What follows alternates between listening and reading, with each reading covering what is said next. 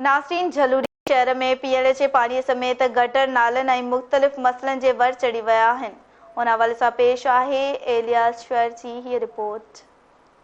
तालुक़े शुजाबाद जे क़दीमी शहर झलूरी बुनियादी मसइलनि जो शिकार थी वियो। शहर में पीअण जे पाणी, सिहत, सफ़ाई, रोड रस्तनि समेत गटर नालनि ऐं मुख़्तलिफ़ मसइलनि जो शिकार आहे। गुज़िरियल हुकूमतनि जी कारकर्दगी कहिड़ी हुई, हितां जी आवाम धरती न्यूज़ खे ॿुधायो त गलियूं आहिनि, गटर नाला आहिनि, गटर नालनि जी हालत आहे, किचिरो लॻो पियो आहे, केरु हिते इंतिज़ामिया कोन आहे, चेयरमैन आहिनि, सभु कुझु आहे।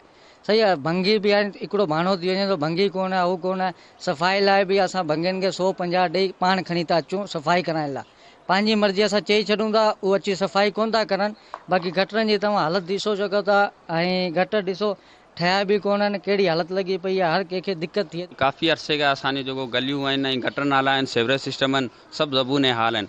ऐं जेको बुज़ुर्ग आहिनि उहे नमाज़ ते वेंदा आहिनि ऐं हुन पंहिंजा गटर जेको फाटनि पिया, पाणी रोडनि ते अचे थो, बुज़ुर्ग जेको आहे काफ़ी हुननि खे मुश्किलात जो सामनो थींदो आहे। ठीक है, इसके अलावा पानी का हमारा मसला है, क्योंकि वाटर सप्लाई का है नहीं, ज़मीन का पानी है, इसका हम टेस्ट करवा चुके हैं।